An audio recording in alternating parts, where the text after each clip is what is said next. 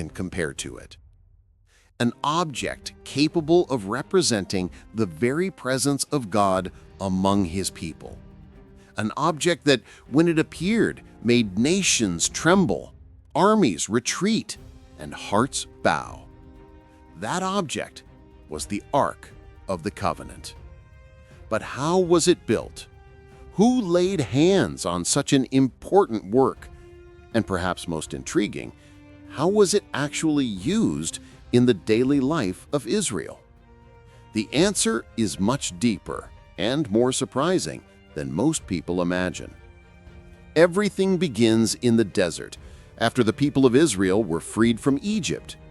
God didn't just give laws and principles, He also gave a very specific instruction: build a tabernacle, and inside it, a sacred object that would be the supreme symbol of His presence. But notice, God didn't leave this mission in the hands of just anyone. He chose two men, Bezalel and Aholiab, men who didn't just have skill, but who received something far greater: divine inspiration. It was as if every movement they made was guided by a wisdom far beyond their own understanding. It wasn't just carpentry, it wasn't just metalworking, it was a spiritual act. The presence of the Spirit of God upon them shows that from beginning to end, the construction of the ark was never purely human work. It was a partnership between God and man, something that demanded absolute precision, devotion, spiritual understanding, and obedience. The ark could not be improvised. It could not be reinvented. It had to follow exactly what God had revealed. Bezalel and Aholiab were therefore not just good craftsmen, they were guardians of a mystery. Every strike of the hammer, every measurement, every detail they crafted was part of a heavenly reality God was bringing into the physical world. That is why the Bible emphasizes their names, because God honors those who dedicate themselves faithfully to what He entrusts.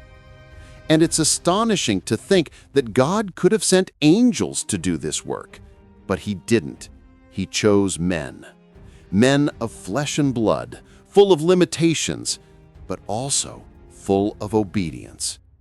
This reminds us that God often chooses ordinary people to accomplish extraordinary purposes.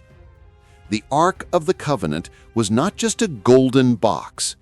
Every material had a meaning that went far beyond its monetary value. Acacia wood, for instance, was extremely durable, almost immune to time, insects, and weather. It was a wood difficult to destroy, symbolizing the incorruptible nature of God's purpose. The gold was not chosen by accident either. Gold does not rust, does not lose its shine, and does not corrode.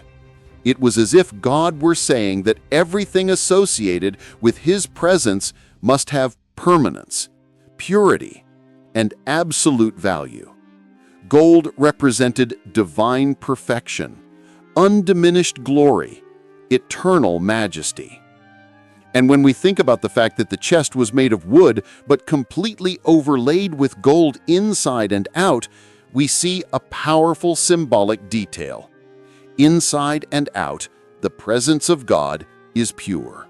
There is no difference between the exterior and the interior. Nothing is disguise, nothing is facade. Everything is truth and authenticity. The rings and carrying poles, also overlaid with gold, point to the fact that God always intended to walk with His people. The ark was never meant to stay still. It was ready to move, ready to guide, ready to lead the way in every journey. This combination of materials shows that from the very beginning, God was teaching a profound truth. Whatever is holy must be treated with honor, care, and reverence. Nothing could be cheap, improvised, or mediocre. Everything had purpose, everything had glory, Everything had divine precision.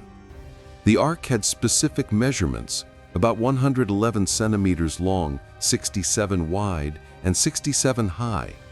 These dimensions were not left to the craftsman's judgment. God determined everything. This reinforces that the ark was not a human symbol, it was a heavenly symbol manifested on earth. The lid, called the mercy seat, was made of solid gold, not overlaid. That is highly significant because it represented the most sacred part of the ark, the place where sacrificial blood was sprinkled, where divine mercy met divine justice. The cherubim, molded from the same piece, were angelic figures. They stood with their wings spread over the lid, covering that space where God would manifest himself. Nothing there was decorative. Everything carried deep spiritual purpose. The cherubim represented the heavenly guards surrounding the divine presence. Their posture, facing each other, with their faces inclined toward the mercy seat, expressed reverence and vigilance. It was as if God were showing his people that even heavenly beings bow before his glory. And when God said that he would speak to Moses from above the mercy seat, he was not merely establishing a communication point. He was declaring that his voice would not come through human methods, but from his very throne. The ark was that throne, the throne of God among men. Inside it were the tablets of the law, the jar of manna, and Aaron's rod. But these objects were more than souvenirs. They were eternal testimonies of God's covenant with his people. The tablets represented God's will, written by the very finger of the Almighty. They reminded Israel that their journey was not based on human opinion, but on eternal principles. The jar of manna symbolized God's daily care. No matter where the people were, God provided. He fed them, sustained them, and proved that his provision never failed. Keeping that manna in the ark was like eternally sealing the truth that God cares for his children in every detail. Aaron's rod, which miraculously budded, showed that God chooses whom he wills and confirms his chosen one. The dry rod turning into life was a supernatural sign of divine approval. Together, these three objects formed a complete message: authority, provision, and divine choice. The law guided the people, the manna sustained them, and the rod showed that God raised leaders to lead them. Inside the ark was an entire story about who God was and who his people were called to be. It was like an eternal covenant, sealed in gold, kept in the most sacred place of the tabernacle. The ark was not displayed. It was not used as a religious ornament. It had extremely specific and sacred functions. Standing before it was dangerous for anyone who had not been set apart for it. Inside the Holy of Holies, it was the center of worship, not because the object itself was divine, but because God chose to manifest his presence there. That changes everything. The ark was the meeting point between God and man. It showed that true worship is not based on what we see, but on what God reveals. The people knew they could not approach it casually because being in the presence of the divine requires holiness, reverence, and purity. And not only that, when the ark moved, the people moved. It was literally the visible direction of God for the journey. Nothing happened without it. The camp only broke when the ark advanced. Israel only marched when God went ahead. The ark didn't stand still through time. It had a living, dynamic, constantly moving purpose. It was as if God were guiding his children step by step, showing that he is not a distant God, but a present, involved, active, and engaged God. Whenever the cloud of God rose and began to move, the ark went before them. This showed that the people's journey did not depend on human planning, but on divine direction. When the ark advanced, Israel advanced. When the ark stopped, Israel stopped. It was that simple and profoundly spiritual. The family of Kohath was responsible for carrying the ark. They could not touch it directly, not even by accident. Simply touching the sacred object was considered a challenge to God's holiness. That is why the poles were never removed. They represented the proper distance between man and the sacred. The story of Uzzah is the most famous example of the seriousness of this command. When he touched the ark to help steady it, he died instantly. To many, this seems harsh, but the point wasn't Uzzah's intention. It was the fact that God is not treated informally. The sacred is sacred. It always was, and it always will be. This characteristic of the ark teaches that although God walks with us, he remains God, close but not common, loving but not trivial, present but not controllable. The ark guided the people, but also taught them reverence. The ark was also present in decisive moments of Israel's history. In battles, for example, God instructed the priests to carry it ahead, not because the object itself had military power, but because it represented that God himself was fighting for his people. The fall of Jericho is the clearest example. The people didn't need to draw a sword, tear down walls, or use human force. The ark circled the city for 7 days, and on the 7th day, God showed that his strategies do not resemble our own. The impossible became possible when the divine presence entered the scene. The ark was also used in other battles, but only when God commanded it. When Eli's sons tried to use it as a charm, thinking the object would guarantee victory, even without repentance or obedience, they were defeated. The ark was captured by the Philistines, showing that God does not allow his presence to be manipulated. This teaches a deep lesson. The ark does not bring victory. God does. The ark only represented his presence. When the people's hearts were far from him, the object could not protect them. God always sought faithfulness, not mere symbols. In the Holy of Holies, the ark was not just a sacred object, it was the place where God spoke with Moses. He said, "I will speak with you from above the mercy seat, between the cherubim." That showed that God chose a specific point on earth to manifest his voice. This communication was not symbolic, it was real. Moses entered God's presence with fear, reverence, and humility.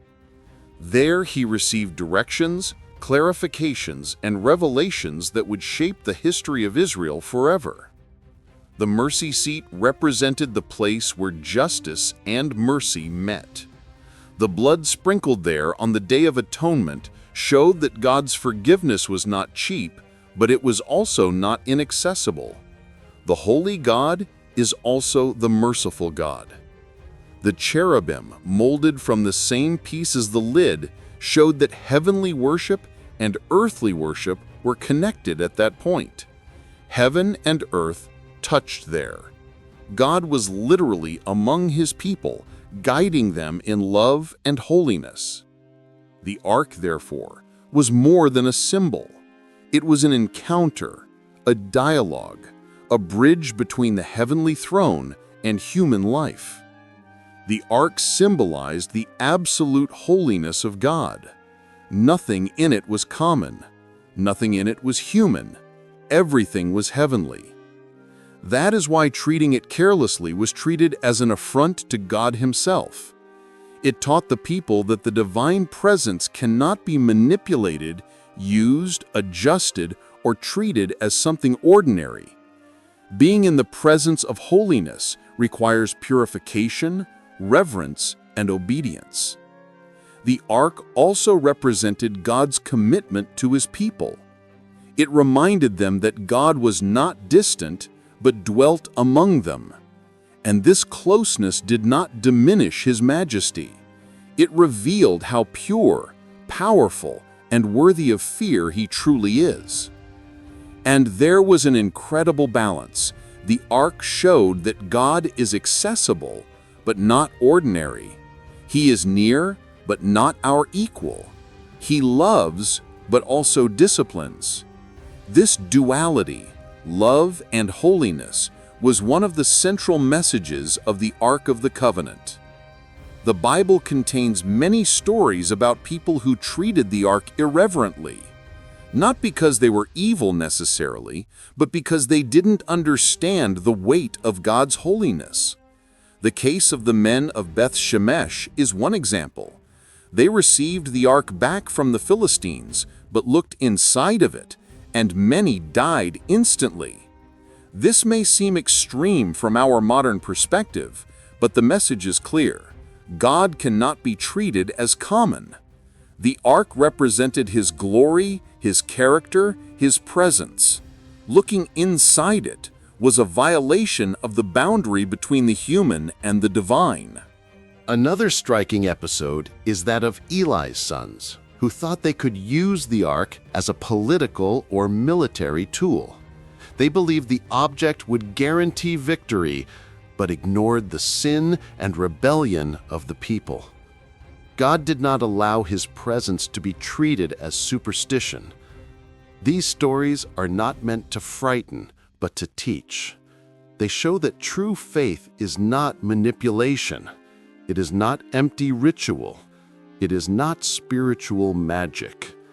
The presence of God is real, powerful, and transformative, and must be treated as such. This is one of the greatest mysteries of Judeo-Christian history. The Ark of the Covenant simply disappears from the biblical narrative after the reign of King Josiah. There are theories that try to explain its whereabouts, but none can be confirmed with absolute certainty. One hypothesis is that the Levites hid it before the Babylonian invasion. Another claims it was taken to Ethiopia, where it is supposedly kept today in an inaccessible temple. Still others believe it was hidden in secret caves, possibly on Mount Nebo.